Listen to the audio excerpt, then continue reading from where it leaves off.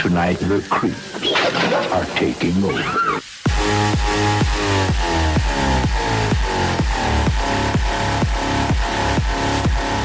What you just said is one of the most insanely idiotic things I have ever heard. At no point in your rambling, incoherent response were you even close to anything that could be considered a rational thought. Everyone in this room is now dumber for having listened to it.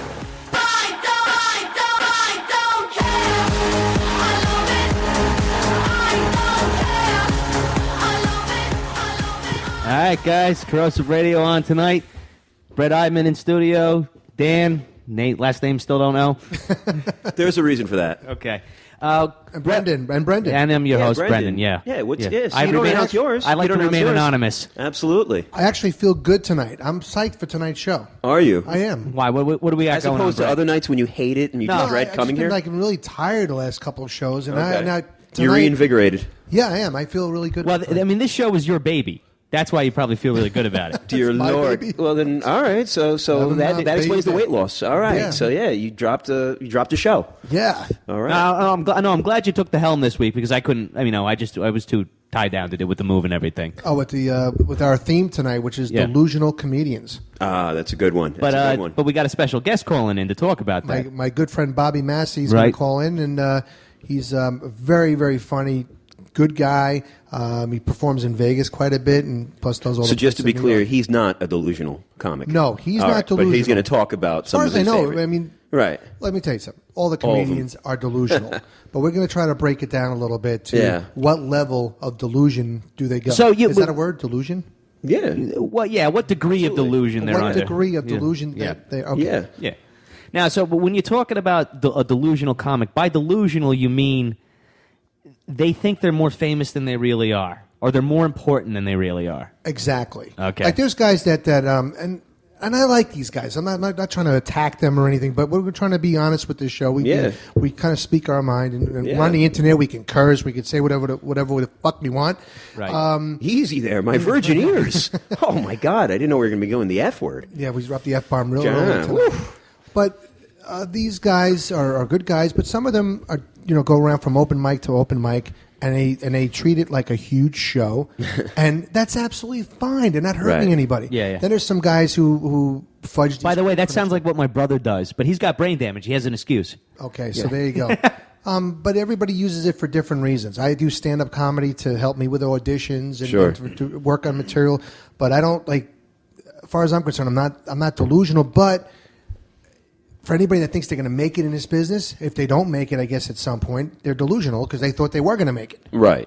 And everybody thinks they're funnier than the next guy, or they wouldn't be in the business. I'm funnier than him. I'll get my break. I'll get my break.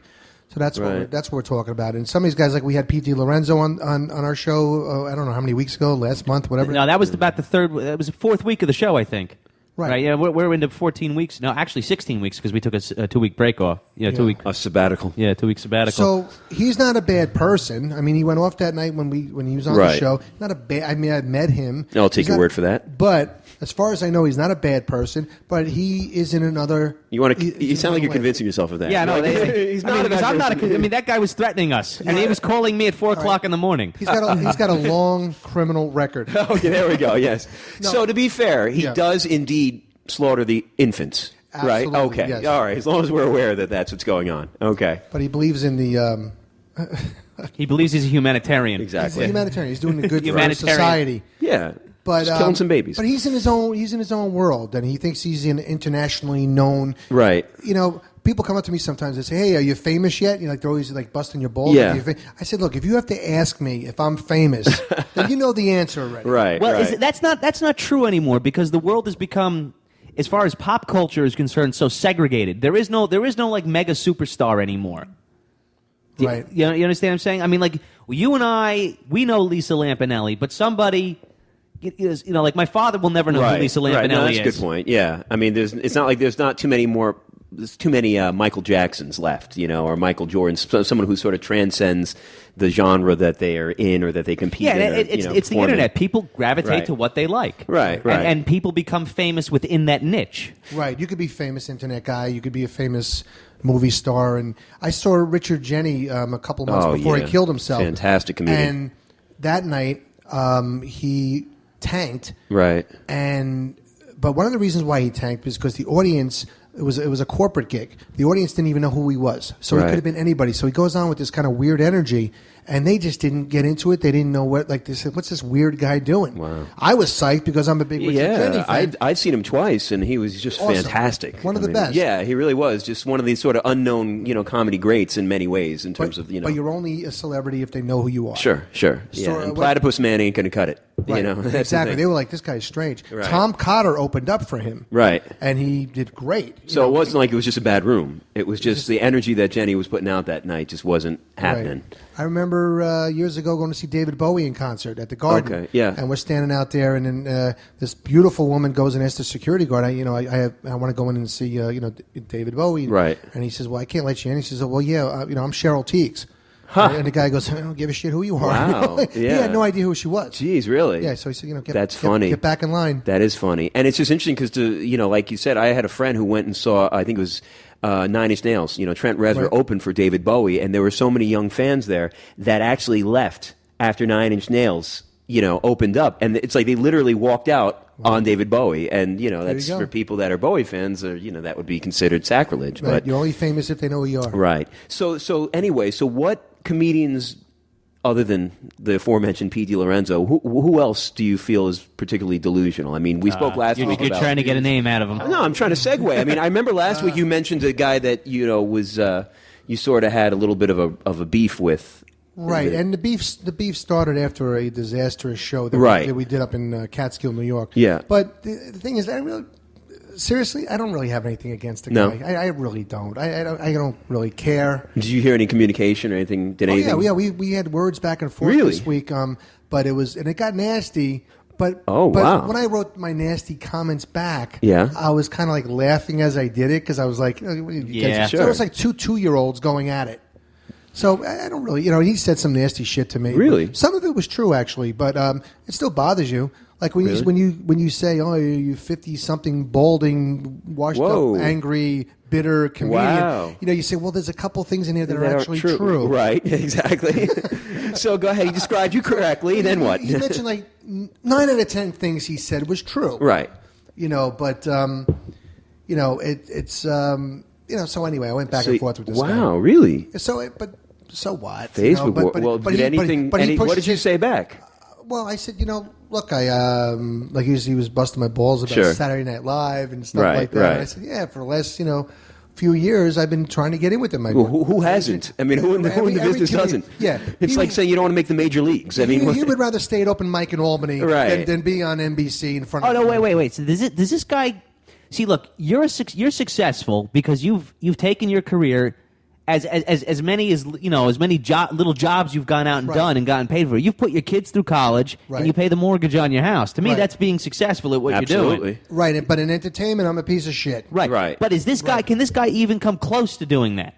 I don't know. I can't. I don't want to speak for him. Let's be honest. Yeah, I don't want to. I'm going to speak for him. There's no way. I mean, really, the guy doesn't even sound. Anyone who would say, "Hey," like making fun of someone else for trying to make it to basically the Yankees of improv comedy is full of shit. I mean, like seriously, it seems like the guy has no clue.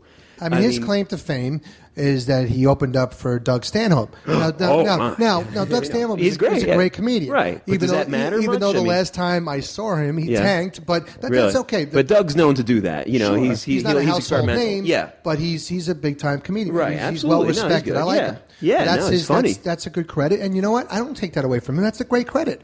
I don't use the guys who I open up for as credits. I opened up for Ray Romano. Oh, there you go. Now we get some name dropping. Here we go. Now you get me one. No, good. Yeah, I want to hear this.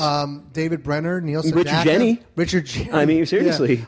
You caused him to kill himself, basically. Jay of Janie Americans. That's good. Neil But Brian Sedaka. Regan, I love. He's one of the absolute best. And you said Ray Romano. I mean, he's fucking, he's also a billionaire right now. I mean, and a major stand-up player. So Paul Provenza. Wow. So basically, what you easily have Bob the same Nelson. resume. I forgot him. Oh, Bob Nelson. Yeah, with the football helmet and everything. I remember that guy. Yeah. So basically, opening for Doug Stanhope it's a neat little thing to have, but does it really fucking matter? Yeah. You take. What are you doing there, Brett? You taking notes? I'm just taking a note. I got to show you notes. I don't want to, Absolutely. My phone is but so it lighting up. sounds so. Basically, that's as what Brenden was saying is what he's done. Does he have any? I mean, is he still basically floundering around the open mic scene? Is that? Yeah, what I mean you're that's trying to say? pathetic. If you're still floundering around the open mic scene, acting like you're a rock star. Right. Right. Yeah, so I mean, these guys. I mean, I like them, and I don't. Everybody's in this for different reasons, and you know what? You're the people that are not in the city, in the trenches. Yeah. They're not going to be seen doing open mic in Orange County or Albany or anywhere else. The only way, but these guys avoid rejection by not going to the city, because you go to the city. Oh, so they'd rather be the big fish in a little pond. Right. True. No, but I wish I was like that. Because I go to the city on a regular basis and get kicked in the balls. That's what you're supposed to do. And then I go home, and I'm all frustrated, angry, and I say, well, tomorrow's another day. I drive back into the city. They kick me in the balls. Then I go home. Well, that's resilience. That's all that is resilience. It's either resilience or stupidity. I don't know every yet. comedian I've ever heard, obviously, if I'm hearing them, they're successful. I mean, from Chris Rock to Patton Oswalt to Daniel Tosh, all these people, they always talk about how in the formative years they bombed, and they bombed a lot, and that if you don't bomb, well, remember you're not Brett's doing 50 it years right. old. Well, okay, but I'm saying in the sense that you still have to have that going up. on. I mean, I think when Charlie Murphy went to his brother Eddie and said, "Oh man, it was terrible. I bombed." He said, basically smacked him and said, listen, Richard Pryor bombed. Lenny Bruce, everybody fucking bombs. So just George get the hell Carlin used to bomb. it. Yeah, of course. So the whole point is to go out there and try and, challenge yourself. I mean, whether it's sports, you always play with people better. And to be this close to New York City, which is basically a mecca of stand-up comedy, and not venture in and try your hand at some of the tougher crowds and the bigger gigs, then you're kind of like, you want to just stay playing T-ball, basically. That's what, is going on. Right, and that's what a lot of these guys who do comedy, they avoid the rejection and the aggravation. And you know what? I wish I could do that, because I'd probably be a lot happier. But I'm going for You want to grow. Right. I want to grow, and I'm also going for the brass ring. Right. I mean, I mean, at the very least, it builds character. Yeah. I mean, you have the thick skin to get up and keep going the next day. Yeah. And I mean, if you're not even going to get into the fire, you're pretty much worthless. True. You're not going to be discovered in buttfuck Illinois. That's the reality of it. So Right. you have to go into the city. And if you were living in Catskill, where this guy was living, and he's a comedian, he made a choice, and he moved even further away from Manhattan. See, that puts a whole new interesting dimension on this controversy. But he's for allowed me. to do that. Everybody's Right. allowed to do what they want to do. There's no rules here. Right. But and it's less frustrating. And all the comedians are frustrated. If you haven't made it, you're frustrated. Of course. I don't care if you've been doing it for 2 years or if you've been doing it for 25 years. If you haven't made it, you're frustrated. Unless you're Nick And LaManna. You're resentful of other people's successes because you wish it was you. Of course. Everyone's jealous in comedy, right? Oh, I heard guys say, I don't want to do Saturday Night Live. I'd rather be doing fucking... Yeah, okay, Yeah. please. Absolutely. It's All like, right, yeah. Here's your boy, Bobby. Hey, Bobby Masi, everybody. Bobby Masi. This is the fake Bobby Masi. I'm calling in to fucking rip the other Bobby Masi a new one. You're announcing yourself as the fake Bobby Masi? I'm the fake Bobby Masi, goddammit. Okay. That's Fake. You guys are punks calling in with the real Bobby Masi. I don't know what's going on over there. I hope the real Bobby Masi has a better phone Yeah, no, really. But fake Bobby Massey, you got to get off fake speakerphone right now. Bobby. This is, the fake Bobby Masi is going to get off his headset. Wow, Bobby. Bobby, the phone sounds terrible. Where are you calling from? Apparently fucking Antarctica. Stevie. Yes. All right, is that better? Yes. Whoa! better, But lot fake better. Bobby Masi, Holy- clear. Holy shit, the real Bobby Masi's here. Wow. How are you, Bobby? I'm good. How you guys doing? Doing all right. We're talking about delusional comedians. Would you like to? Yeah, share a story, will you? Man. Do you have anything on that, Bobby? Do I have Oh, Bobby, can you get to a landline? Oh, bitch, hang on. Oh, We should fake real Bobby Masi. This is terrible. Yeah, this is the real Bobby Massey. I'm sorry. Wow. Bobby Masi here. Is that really Bobby Massey? It's got to be Sure, because it's the only because he called us in on the right number. Absolutely. okay, Yeah. gotcha. Well, there He you have it. called us in the number that we don't give out to anybody else. Oh, I got you. So he's got the VIP number. No, wow, that's crazy. So is Bobby, you still there? He's not there. I think Bobby's going to get a landline and call us back. I think Bobby's going to call us on a landline. That's should we play Bobby's little clip of Bobby? Yeah, let's familiarize our audience. Right, let's play a clip of Bobby Masi at the Comedy Cellar. Nice. But he's calling back. All right, Bobby, we're going to play a clip of you at the Comedy Cellar, okay? Excellent. Thank you, guys. All right, Sounds here we go. better. Cool. My mom is Irish Catholic. My brother's a pothead. And listen, I'm about to move out, and thank God, because I'll never lose weight living at home, because the house is filled with nothing but guilt and snacks. Like, you guys never met my mother, thank God, because I don't want this shit getting back to me. But my mother, like, listen, if guilt trips could kill people, my mother would be polio, all right? Like, I've been working like full time. I work a lot, right? I work like 45, 50 hours a week. I'm sitting on the couch and I hear this on my day off. I hear this coming up from the garage. Nobody get up and help me. It's just your mother coming in with the groceries. No one get up. 67 years old, supporting you, freeloaders. Don't worry, I won't fall down the stairs. You don't have to help me. Just let me lay here on the carpet with my rotting corpse. All right, Bobby. You know what I took away from that act, Bobby? Oh yeah. That you look like you're 35 years old and you're still living with your mother. That's what I got from it. Oh yeah. Oh good. Aaron laid the tragedy. It's tragic.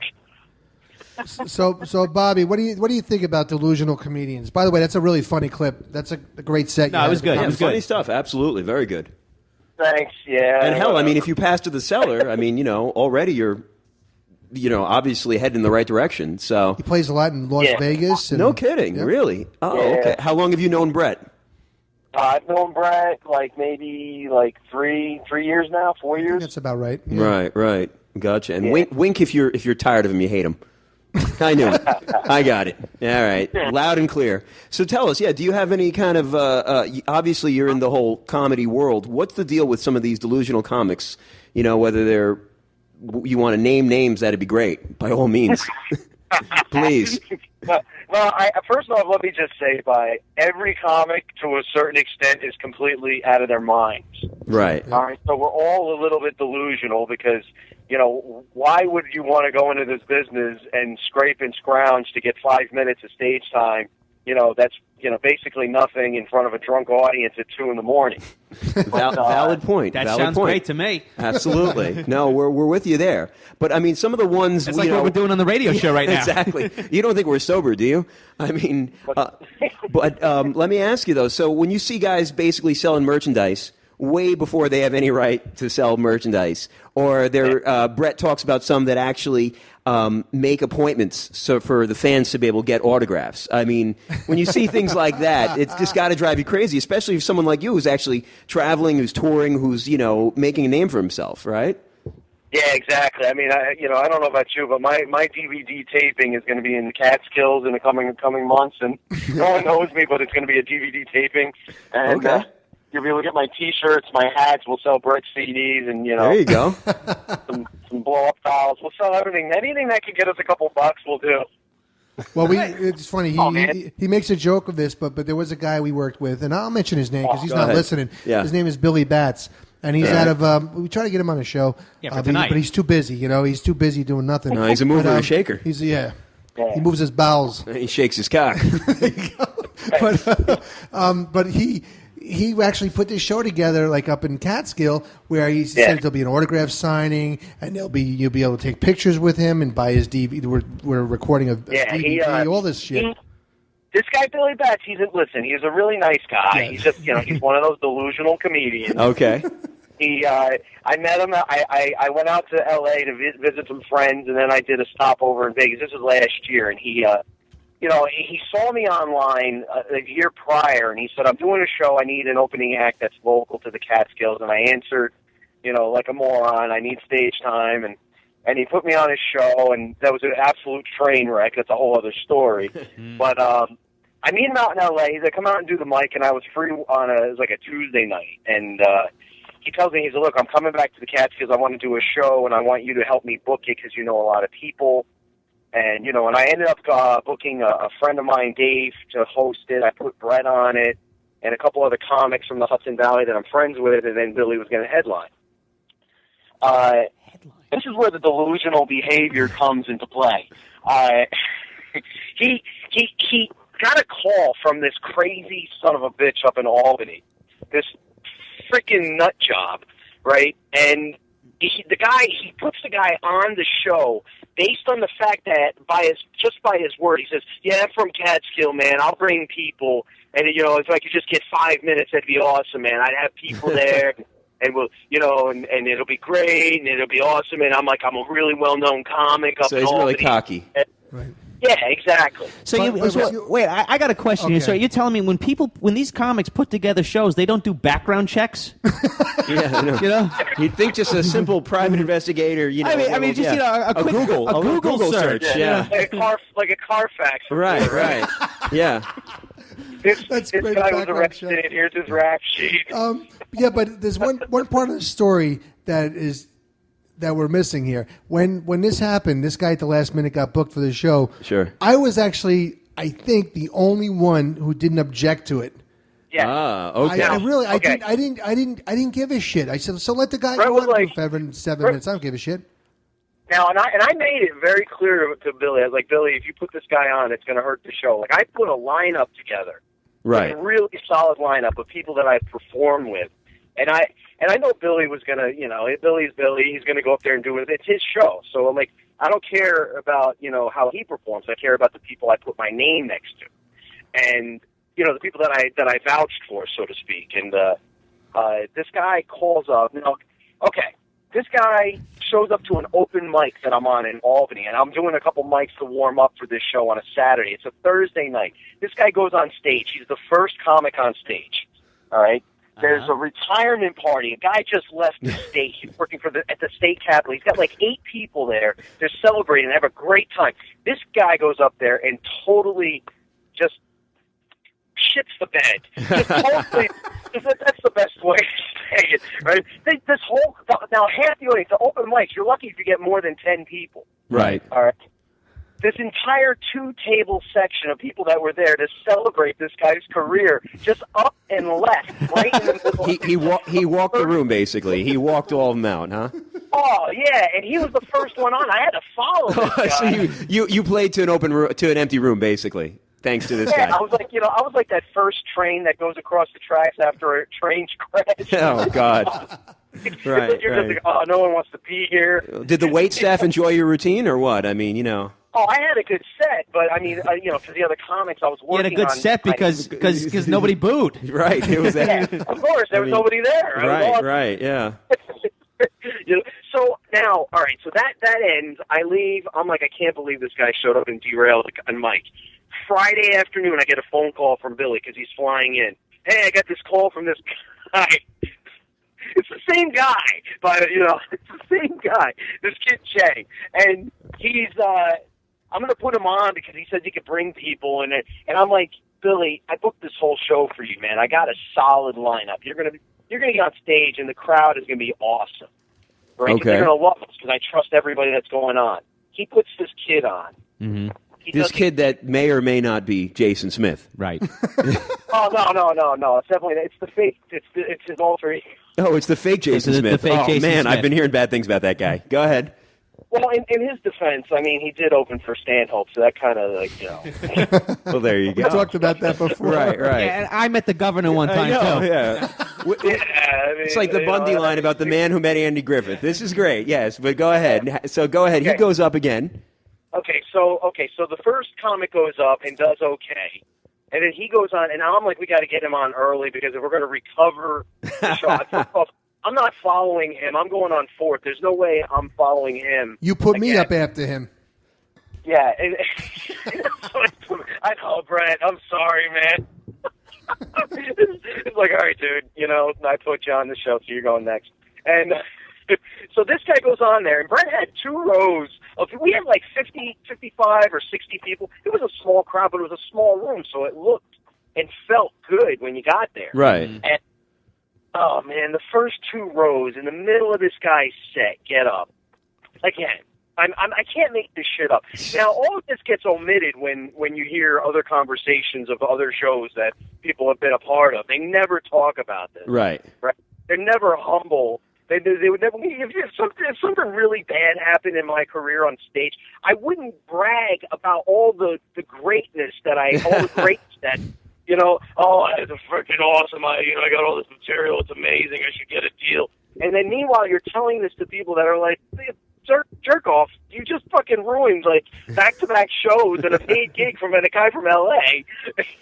Wow. So, yeah, this guy stands up and points at him, and I forgot what he said, Brett. I know it's one of Brett's friends. Well, and that's when it was like a conspiracy theory that I set this up, which is not true. Oh. Right. You see, the thing is that I have a place up there. Okay. It's like a little getaway place. And so I had people in my... So then you're definitely successful. He's got a treehouse. All right, so I have a treehouse and a shed back home. You got your succo. He lives in a van down by the river. There you go. So Brett stays in the abandoned Catskill game farm. So right next to the deer lick. So I told I told these guys, I said, I'm doing a show right down the street. Why don't you guys come? They said, sure. Yeah. And it was a $15 ticket, by the way, for a bunch of nobodies. Right. So I had 2 rows of people that came to see the show. And, just friends of mine from the condo committee there. Yeah. And so the guy, I go to the bathroom in the middle of Jason's act because I'm like preparing myself for my set. So I'm in the bathroom. All of a sudden I hear, I don't know what you're doing. And I'm like, what the hell? That is not funny. That is appalling. That is disgusting. You are not funny. And I paid money to come That to was the probably show. the funniest thing that was said all night. Absolutely. This is embarrassing. Oh, my God. Well, it wasn't the funniest thing. It was definitely probably up to that point the most interesting part. I bet. And he's going, you are horrible. You have not done any material. Sounds like my mother scolding me. I'm horrible. I'm no good. This guy's like, we paid and took time to see our friends, and you're making us leave with your You're not funny. Yeah. You're both doing it. You're both doing an impression of this guy as if he like talks in a monotone voice. It kind of was like that, and I just got done taking a leak in the bathroom, and I didn't want to come out. I was like afraid. Like holy shit, there's a riot about to break out. Right. I was standing in the back talking to Dave, the host. And I was like, we gotta yank him now. Yank him, get him off stage. Just go up there and grab the mic. Just grab the mic because I knew. And keep in mind, I pre-warned everybody before the show, the date, the night prior, when he said they wanted to put him on. Oh, and by the way, the guy was going to bring people. He brought his girlfriend. Right. Yeah, you're the vindicated prophet of doom. Right. Absolutely. Yeah. When he showed up with one person, and we asked him how many people. Oh, I got people coming. Oh, they're on their way. Right. Yeah. Sure. And the thing, imaginary friends. Drop Dead Fred. Yeah. Drop Dead Fred is coming. Right. So these guys. Hold on a second, Bobby. When these people from my little community were there, they were kind of like dressed up. It was like a big night out for them. Oh my God! So they're sitting there listening to some guy doing jokes about fucking his girlfriend while she's on her period, and how he likes to fuck this girl German style, which is bending her over, fucking her from behind with her head in the oven. You've heard that sounds joke. like it's a fucking he went to Barnes and Noble and got a joke book, basically. So anyway, I mean that kind of material I don't give a shit about. But you know what? These guys were like. These are like educated people, and they were out for a nice night, a classy night out. So wait, are you saying if I like Tosh.0, that means I'm not educated? Yes. No. So I'm sorry. Go ahead, Bobby. No, I'm saying because you didn't graduate high school, you're not educated. Go ahead. So I got to give credit where credit's due. This guy Dave Canyon, he's been hosting. He was hosting a lot of shows at the time, and he's a good, he's a friend of ours and everything. He went up there and he tried to salvage as much as he possibly could. I mean, we were really, now it's we went from say at a scale of 10, we were at a 5. Right. We just went to negative 12. Oh boy. Right. And we just wanted to get back to base, start over and so half the audience leaves. Billy is just I'm going to drink my shitty vodka. Yeah. It's always a worthwhile response. That's always an option. I don't know what else to do, so I'm going to drink. Absolutely. It's the answer. And I'm just like, and this guy Jason just walks out. Like, wait, I got to go back to the vodka. Was it Popov? It was Majorska. It made a whispering sound when he opened the bottle. Well, that's never good. Yeah. No, it was in a plastic jug for sure. It has to be a plastic. It couldn't have gotten a bottle. Yeah. Yes. Yeah. He just pulled it out of the ice bucket and just drank it. But so it was just like, it was one of those nights where, you know, now at that point everybody was turned off. The comics were completely the ones that hadn't gone up. Brett went on next. And then I did fine. Brett, I actually followed me. I did fine. It was just that I had to deal with that situation. Brett and I, and even you Billy, performed the 2 rows. The first 2 rows were gone. Well, wait a second, Brett. The front rows. Oh boy, but Brett, your friend. So basically, your friends left. They didn't see you.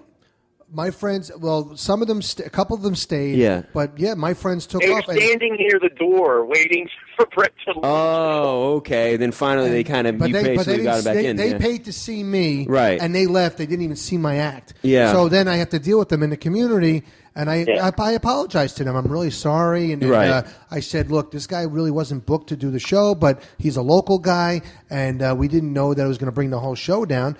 And I said, and I also, and seriously, I've done shows with this guy before, right? And I don't have a problem with him. I don't give a shit. You know what I mean? Like I don't care about his material. And I've talked to him. I get along with him up until this point because then, exactly. But I always got along with him. Matter of fact, before the show started, I was having a really nice conversation with him, and everything was fine. But what really pissed him off was that when I went on Facebook after the show, I mentioned the show and I said I saw one of the most craziest things I've ever seen, and I made reference to 2 of his jokes, but I didn't mention his name. Yeah. And then he chimes in and says, "I can't believe you're slamming me." And now everybody knows it's him. Right. He should have shut his fucking mouth. Then they had and then they had all these other people who came in. You know, some of his shithead friends up in Albany chimed in and said, you shouldn't take to the public forum. And I'm like, fuck you. I just said, I mentioned a fucking disaster. Yeah, we shouldn't take it to a public forum, but at a paid show, it's okay to shit on the stage and then tell everybody later on that your shit smells like fucking roses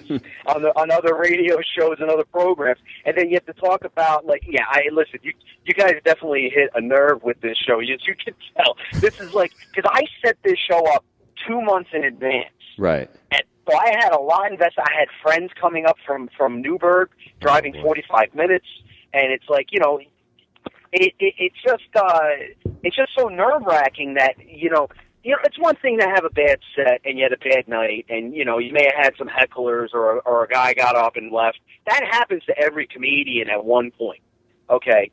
But to hear the fucking delusional behavior, just the words coming out saying, I just wanted to thank the host of this radio show for if it wasn't for you, I wouldn't have opened for Doug Stanhope. And, oh, God. And I'm sorry, and I'm like... Name-dropping like a motherfucker.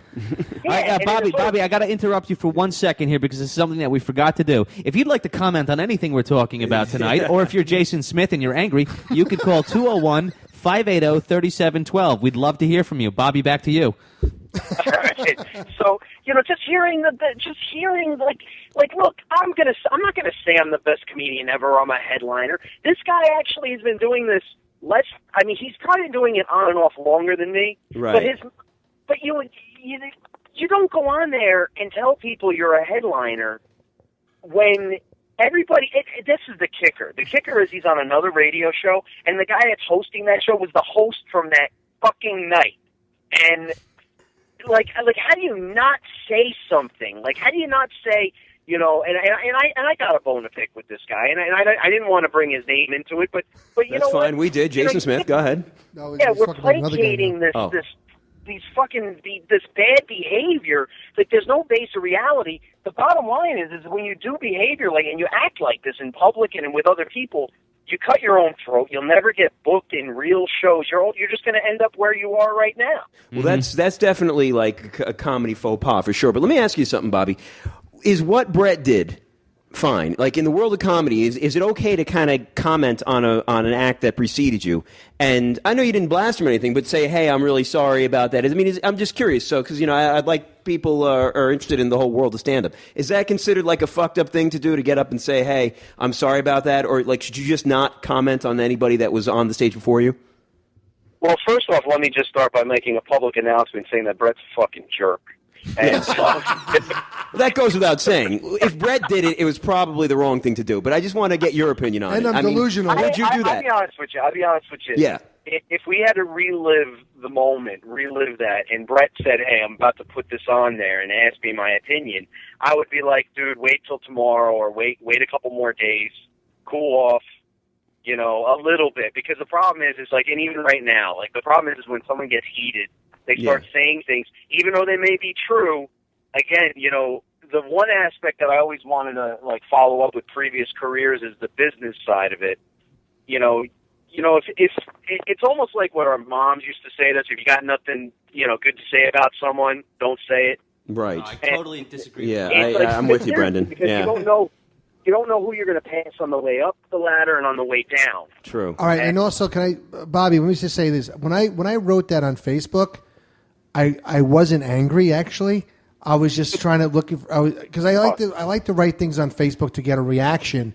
But I also like to make people interested or funny or whatever. I didn't write that out of anger because I swear I really enjoyed that show and I enjoyed the drama of what went down. I thought it was very, very interesting. And you know what? It didn't kill the show. If you think about it now, in the grand scheme of things, out of all the shows that we've done since then, this is like last May. Oh, it's that recent. We're still talking about it, Right, right. Like there's shows I did last week that I'm not even going to remember what the hell I said. Yeah, you're not going to forget that night. Basically, is what you're telling us, right? So it's an experience that we'll never forget. But at the same time, though, Brett, I agree with you. You want to spark an interest and get people's attention online and. You do what you can to get that, but when you're just starting out in a business, like if you're like your private business, right? You don't want to bring up something that another business owner may have said or done. Yeah. You know what I mean? And I'm just looking at it from that aspect, from a comics aspect, from I was pissed, man, because I booked that show and I put it together. I brought friends involved, so my friend, and so how many times do I apologize to everybody? Well, I must admit that I was pandering to my Facebook friends when I said that I was part of a show the other night, and I couldn't believe what went on, and I referenced two jokes that he does, and then I said that I think for the first time in my career I side with the heckler. Like something like that. Okay. So I think that, and it wasn't out of anger. It was just, I was just trying to for people to say, geez, what happened? I was like, exactly. Start a story. Well, let me ask you. You were bringing, well, the other thing was too, is, think about it. At that point at that time, we must have had 3 or 4 dozen conversations about that show, reliving it, rehashing it, reactions. People were coming up to me months later at Jester's saying, "What the hell's going on?" With that show you guys did, and just to have that kind of interest is nice. But then again, think about it. Look at the shows that we were doing at the time. I'm like, how can we take a show there?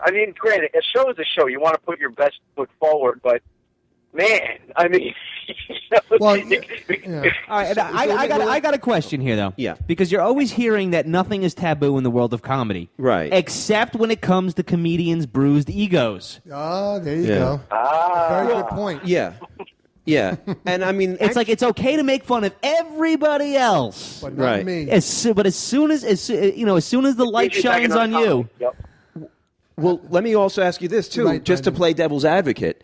Why? Okay. Granted, it seems like this kind of highlights 2 important aspects here. Basically, this guy Jason Smith, right? He sounds, from what you're describing, he sounds like a fucking hack. It sounds like he doesn't really, know what the fuck's going on. He really sounds talentless, and that's a given. And what's worse is that I think people that really lack talent go for shock value very often. They're first to just go and be like, I'm going to say something outrageous, and they look at any kind of reaction as, well, then they just don't get me. And I think that's actually comedy's almost, having too much of that now, that it becomes like, I'm just going to say this, it's going to be really offensive, and if people walk out, well, then fuck them, because they don't get me, they don't get comedy. So I think that's really a problem in comedy, but also, just to play devil's advocate, it seems that, Brett, your friends, I mean, when I've gone to a lot of comedy shows, I've seen a lot of shitty acts, and I've seen a lot of people say some pretty, horrendous and shocking things. I don't know, maybe I just don't have thin skin or something, but I never would leave. I mean, who gives it? So the guy, I'm more offended by the idea that joke is probably fucking older than all of us combined than like the thing about the head in the oven thing. That's what offends me. It's not the idea about, he's talking about Jews being in ovens. By all means, talk about Jews going in ovens. I don't give a fuck. The thing that offends you is that sometimes you don't laugh. Yeah, or just that it's just so bad. Like, I get it. You went on the internet and you typed in, Google, you said, like, offensive jokes, and then you brought that on stage. Right. I mean, was he reading from a piece of paper when he said it? I mean, how bad was it? He took like the back page of the Idiot's Guide to Comedy. Yeah.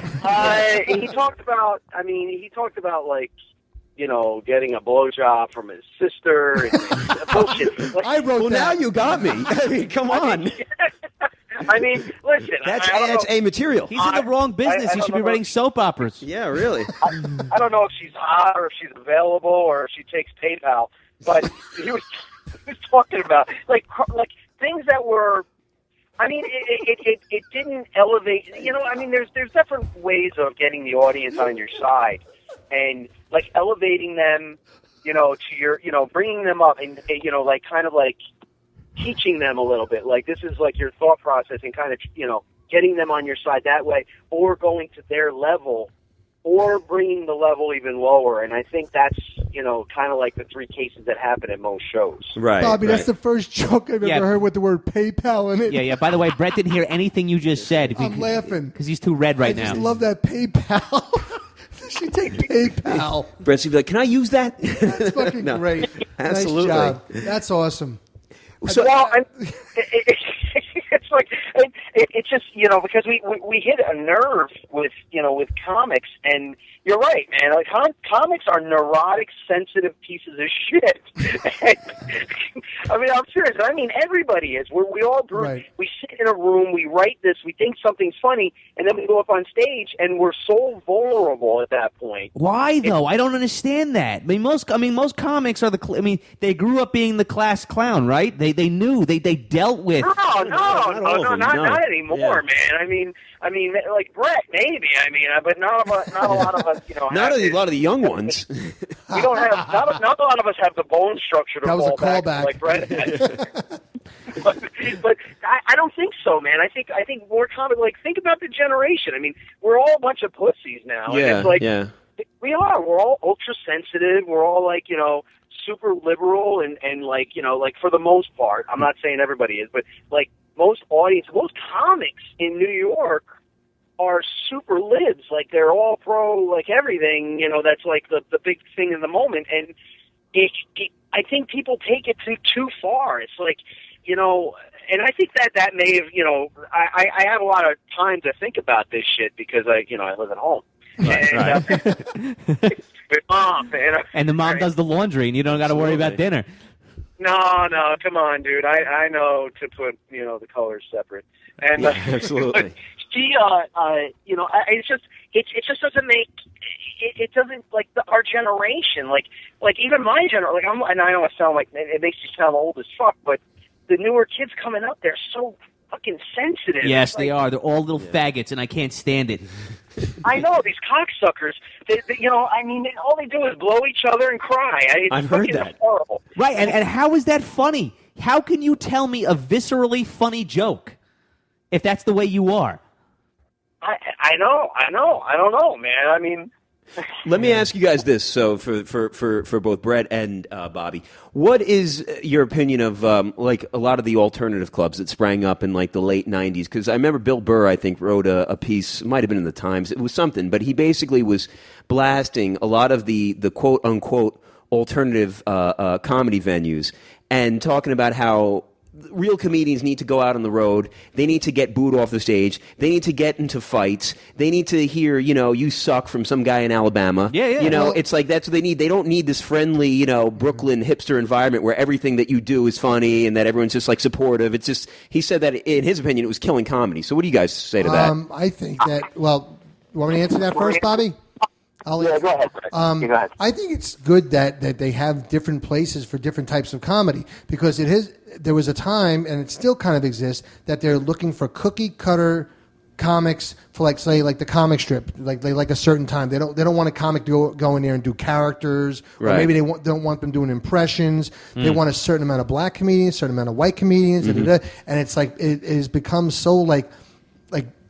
They're letting black people do comedy like these days? business, like corporate America. Like corporate America. That's exactly what it is. And if they have some clubs that will let you explore and do different things. I mean, I saw one night at one of the clubs, some guy was on stage talking to a plant for a half hour. Okay. A plant. Listen to this. I saw a guy go on stage at the Comedy Cellar, do he propped himself upside down, like did a headstand, and then started playing the guitar. Right. Yeah, so yeah. then that's just like and then of course he didn't do well. I mean, I'm not saying No, that's of course what he not. should do. I mean, listen, next thing you know, they're going to be letting women do comedy. I mean, it's that's not crazy. good. And then voting. It's exactly. You can't have that. Oh, my No, God. no, but Bobby, I mean, don't you notice that the comedians that people most respond to these days are the comedians that seem to sort of backlash against the PC? Tosh.0. Everything is wrong with what he says. What's her name? Amy Schumer. Amy Schumer. You know, Right. I mean, I love her racist humor. Right. You know? Yeah. Right. Kurt Metzger is a dirty comic that's very funny, but he always bashes, everything. Yeah, Nick DiPaolo. Matter of fact, you brought up, Fix the establishment and yeah. I think that I think there's the flip side of that. I think I don't think. And this is where I go with my politics too, and I never bring my politics up that much. But feel free to. I don't think if you go to the extreme right or the extreme left, that the answer's on the far left or the far right.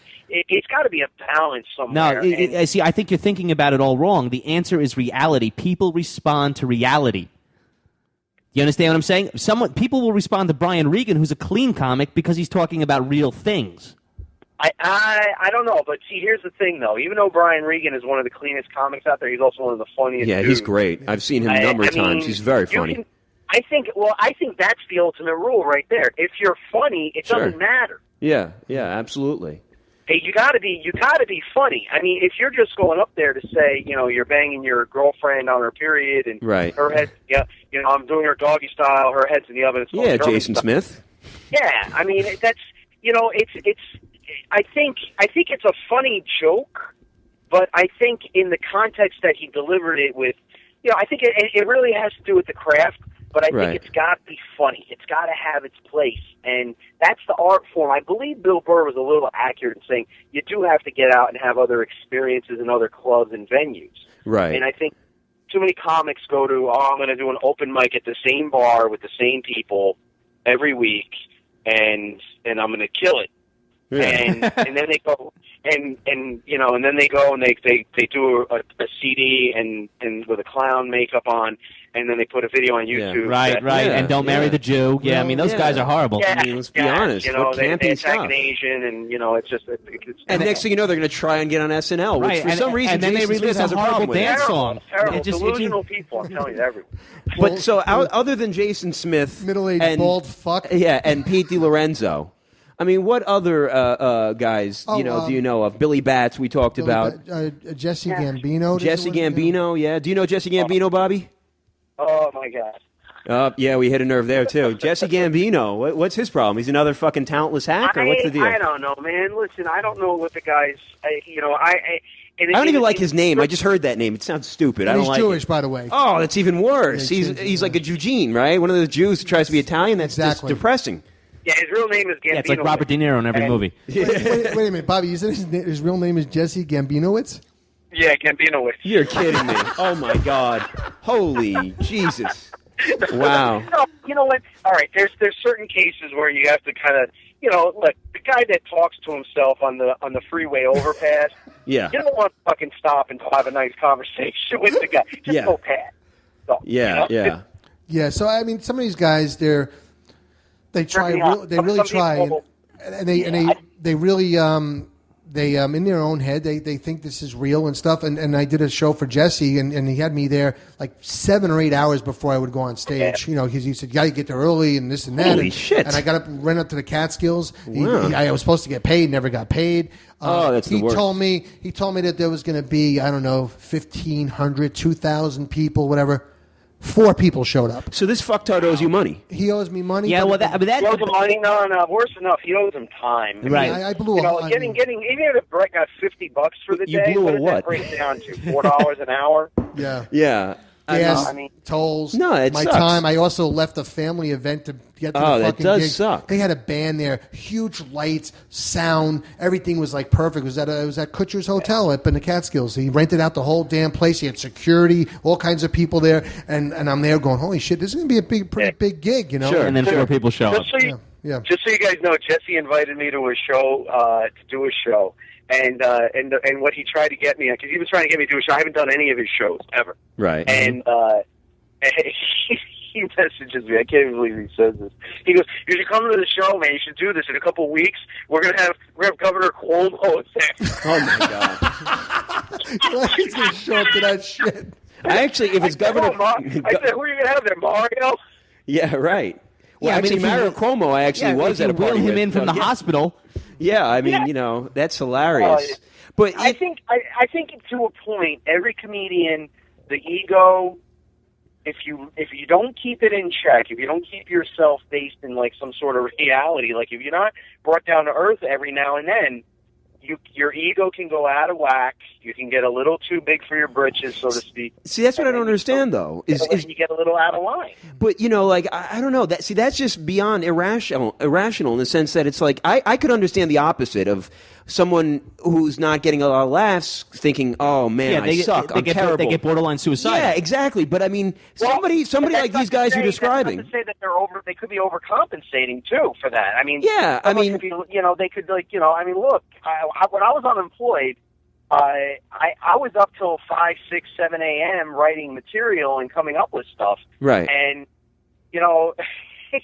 when you're watching like the morning drive time and the news and shit, and you're writing like dick jokes, because it's your first 6 months of doing this. Sure. It's like you gotta grow a different. You almost got to put yourself outside of your mind a little bit, Right. in the way that like no rational person should be doing this right now. Yeah, but there's no rational person should be doing that. But again, these people are going above and beyond your normal delusional comic in the sense that everybody's a little neurotic. They're like taking like a small smattering of applause and basically imagining that the garden is fucking erupting for them like they're like Dice Right, Clay or and something. then Secret Service is waiting to escort them Yeah, outside. I mean, this is full blown thing. So when we talk about these talentless hacks, like we'll recap. We got Jason Smith, Pete Lorenzo, Billy Batts, and Jesse Gambino. Just to name, Brett and I are losing so many gigs as we speak. No.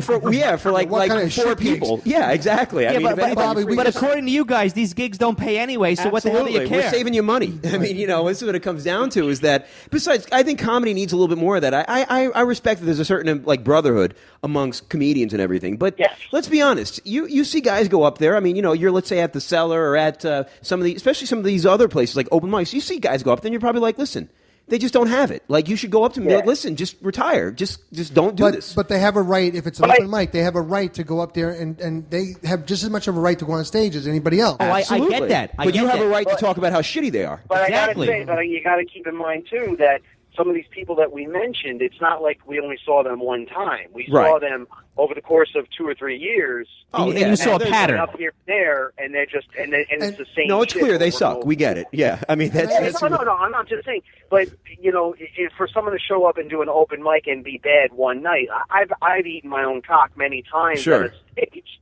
and Brett just and Brett's like, yeah, Brett's you eating were your good, cock, you're really too. good, and I'm like, thanks, Brett, thanks. Yeah, I know I suck. Right, and right. It's because they're working on new material, so you keep things in check, you keep things in line, but because watching someone that you see that they're actually working. right.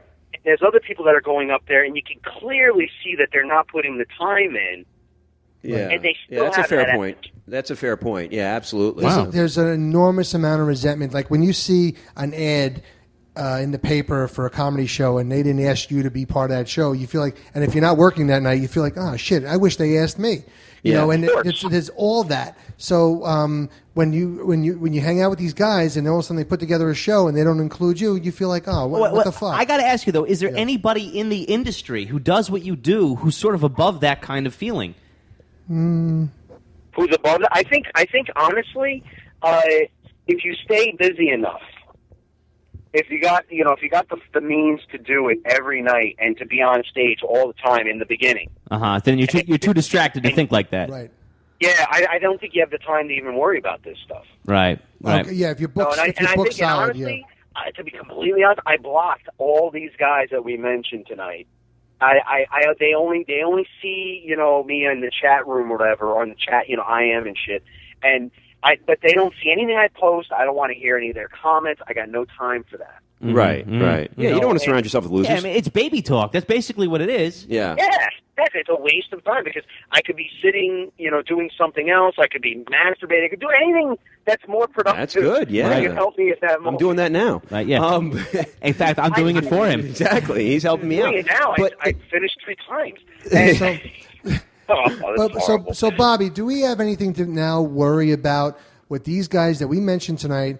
Wait. Let me make sure I get this correct. So it would be Jason Smith, Pete DiLorenzo. We've, of course, got Billy Batts. And finally, Jesse Gambino. All right. So do we have any kind of... Is there going to be repercussions from this show? I sure hope so. I hope somebody calls in and defends themselves. Yeah, exactly. Where are all these comedian friends of yours? You know what's worse? What's worse than the fact that they suck is that they're pussies. Because, Brendan's actually contacted some of them saying, hey, come on and, air out your differences. And instead, they just want to cower and, inside... Or they want to send you their physical home address and say, why don't we come talk about this face to face? Right. Well, that's what, clearly it's like, okay, so we're going to fight. And that's the email that I got this week. That's the wrong thing to do with me. I know, right? It's just the dumbest thing. What, he's going to settle it by physicality? He goes face to face. And I said, are you threatening me? He said, basically, you call it whatever you want to call it. Yeah. And he starts mentioning locations, and he says, here's my home address. Why don't you, Oh, dear God. Why don't you email him back like, this is my home address? You should email him and be like, listen, you could beat the shit out of me, and you'll still be a talentless hack. It doesn't prove anything. I mean, what are you going to do? I have no interest in fighting. No, of course. Yeah, you're a grown man. That's the epitome of wasting time. Right. We're talking about not wasting your thoughts and your, talking to these people. That's the ultimate, because now you're bringing it to a different level where you could get arrested. Of course. Yeah. But it speaks to an inherent flaw in comedy, well, just really in all art, which is that basically, since it's subjective, anybody can say anything about how they're better than someone. I can sit there and tell you right now about how I'm fucking funnier than, Andy Kindler or whoever the fuck I want to say. Because there is no, a real rating thing. I can't tell you that I'm fucking, light heavyweight champion of the world, because that's a factual assertion that can be denied. Yeah. I can't tell you that I play center field for the Yankees. Unless she's really stupid. Yeah. You can tell You that. get booked when you make that late night appearance on a show, or when you make an appearance on a 15-minute or a half-hour Comedy Central thing. Right. That's like a badge of honor. Then you but here's the thing. To get to that point, you wouldn't even be talking about this nonsense. You'd be working your ass off and working your craft to get to that point. Right. And you know what? Yeah, it's you know what it is? I think it's like the people that are always, and look, I play the lottery and everything, and I always hope to win $1 and a dream. It's like the people that are like, oh, I'm going to open mic, and maybe fucking Warren Michaels is going to walk in and be like, hey, I want another fat guy. But you're not old enough. Yeah, and then he looks at Brett and he goes, next time. And oh, jeez. Call me when you're 60. No, but this all reminds. I don't know if you guys ever know. You guys know the Far Side comics, right? Of course. Okay. Gary Larson. Well, Gary Larson. Well, I think Gary Larson. He took B. Did you ever hear B. Klebon? No. He was before Far Side, and I think Gary Larson took a lot of his stuff and said, I'm just going to dumb this down for people. Gotcha. Right? But B. Klebon, he had this cartoon one time. It's just a picture of like an average guy with a family and a kid in a cowboy hat with a toy gun, and it said, warning, entering sensitive people area. And there was like ballerinas, there was comedians. Sure, absolutely, yeah. And you could just tell like the guy was going to annoy everybody there.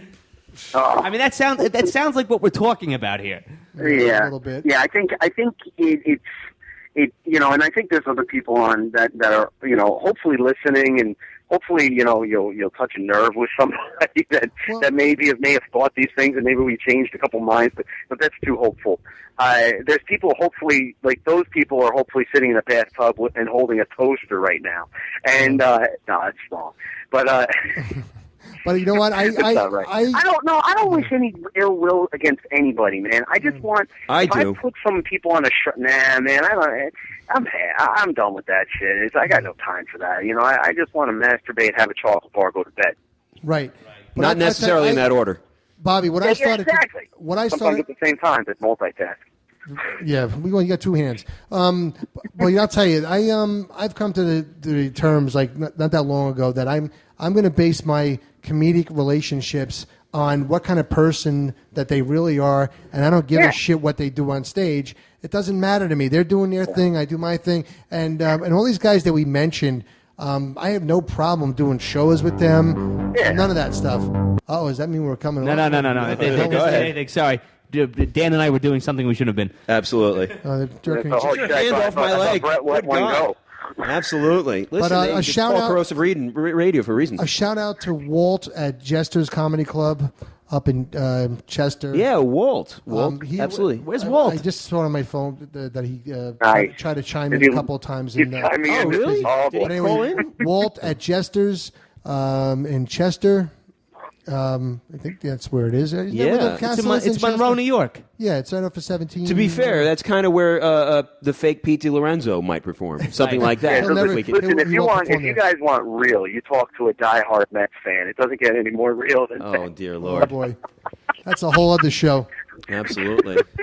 But so I think we probably made some additional enemies tonight. We'll know on Facebook. Oh, we definitely did. I totally opened a can of worms. I kept my mouth shut about that show until now. I look at it like thanks for the opportunity. Yeah, you separated yourself from the bottom feeders, basically. I mean, Bobby, these guys are like barnacles. Yeah, me and Bobby are going to get shut out of open mic. Oh, no. I don't know how that's possible. Wait. What's that one that DJ and I went to? I can't drive 2 hours to do a free show anymore. That's right. Yeah. Exactly. Wow. But anyway, so where you got any gigs coming up? Let's plug some of your appearances, Bobby. The ones you get paid for. I'm actually working on another week out in Vegas coming up in about. Yeah, I did some really cool stuff the last time, and it made each time I go out, my whole goal is just to network and meet like-minded people that are looking to put the best shows possible together, and you want to align yourself with them. So that's what I've been doing. I'm writing new material. I'm going to start playing. I really don't have much on the books right now. It's okay. It's this. I did a nice run from April to the end of July. Yeah. With working maybe 3-4 nights a week, and then the week in Vegas. So now it's. This is a dry spell for a lot of comedians, right? I mean, I hear that I haven't been on stage in a couple of weeks. Yeah, it's like this one area, like this kind of time of the year, is particularly rough, I think, for a lot of comedians. Yeah, it's summertime. No one wants to go inside a basement in the village. Absolutely. When it's 85 degrees outside and there's half naked women walking around. You better believe it. And Jester's. They even closed down for the summer. Is that right? That's how dry comedy is. Wow. They closed down for the summer. I mean, but that's every industry. There's a plant outside where we're broadcasting from. Mm-hmm. There's nobody here tonight. We're the only guys here. Yeah. We're not talking about a green plant. We're talking about a plant that people work in. Yeah, there's a production plant that we're broadcasting from. There's someone radioing to people up in Albany telling them the shit we're saying right now. Absolutely. Yeah, and Jester's reopens on September 14th. Does it? Just September 14th, they'll be opening up again, and that's a great venue to see comedy. All right, the only thing I would like to plug would be my website. I put my own website together back in the earlier part of the year. It's BobbyMasi.com, and can you spell that for us? I post everything up there. I post all my shows. I post clips up there. So that's BillyMays.com? No, BillyMays.com. It's FakeBrettEidman.com.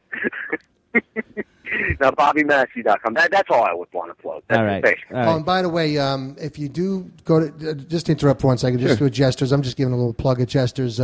Kevin Downey Jr. and Chips Cooney are going up there. Dear Steve Lord, Loftus, are you? What? I mean, wow. Steve Loftus, Jimmy Fallia. I don't know Fallia. What's his name? Fallon. Jimmy Fallon. Not Jimmy Fallon. Fallia. Jimmy Fallia. America's Got Talent, Kevin Downey Jr. and Chips Cooney from America's Got Talent, and Bobby Collins is Wait, playing and where will they? October 11th. Bobby Collins. Don Irera hates Bobby Collins. As a matter of fact, he was going to call in with his 3 comedians that he hates. Don Irera. He's going to call in. I know the 3 that he hates. So, And Brett, while you're at it, why don't you just plug Walt's show for tomorrow? Yeah. Yeah. Walt's show tomorrow. Is he on radio tomorrow? Yeah, Walt's. Thursday. His radio show, yeah. Thursday podcast, night. Walt's, right? Yeah, Walt has a podcast. No, not a podcast. He's It's got He's on radio. He's got a real radio show. WTBQ. It's called Jester's Comedy Radio or something. Yeah, look it up, people. But he's not allowed to curse on that station. So that's, Fuck that.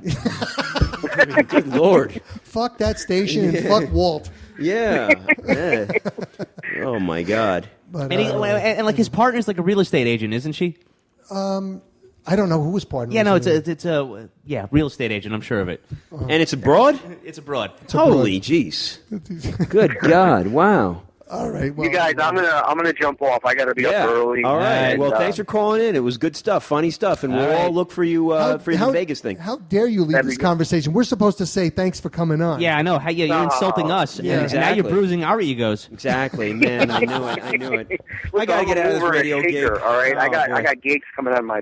Listen, I'm going to be opening up for the Doug governor Stanhope? at the mansion on Friday. All right, Bobby, I'm just going to hang up on you suddenly, okay? Bobby Masi, Bobby Bye-bye. Masi, Bobby Masi. Sounds good. .com. Check him out. He's a great guy, funny as hell. All right, Absolutely. and I want to get in one plug for Corrosive Radio. CorrosiveRadio.com. yeah. Friday night, listen to KMDT Geek Blast if you're into comic book, sci-fi, and video games. You can listen to it on either our Corrosive Radio website or you can listen to it on comicbookmovie.com as we simulcast. Call in with all your comic book inquiries. All right, guys. Excuse me. Yes, it's, and you, it's sir. What- It's Layla, the real estate agent. Layla. Layla. And how about you, Brett? Do you have anything you're working on or that you need to plug? Because I know we have Nick Lamont is out. He's actually down in Virginia doing some comedy stuff. I thought he was doing religious stuff. I think that's next week, right? That's next week. Okay, yeah, that's right. The High Holy Days next week. Right. What the fuck? I'm just doing... The UCB stuff. Okay. UCB. Yeah, I'll be at the Okay. UCB. Different jams and whatnot. And Nice. I will post my gigs on my website. Trying to prop up a dead career. There you go. Yeah, No, exactly. geez. I'm 50 years old and I'm bald and washed up and never You're been just angry, letting frustrated. Jason Smith get to you. That's nonsense, Well, all right? anyway, BrettEidman.com. I'll post all the gigs there. Thank Sounds you. good. And fuck Pete DiLorenzo. All right, guys. We'll see you next week with Crazy Dead Psychic Squirrel Lady. It's going to be a lot of fun. Can't wait. Bye-bye. Corrosive Radio.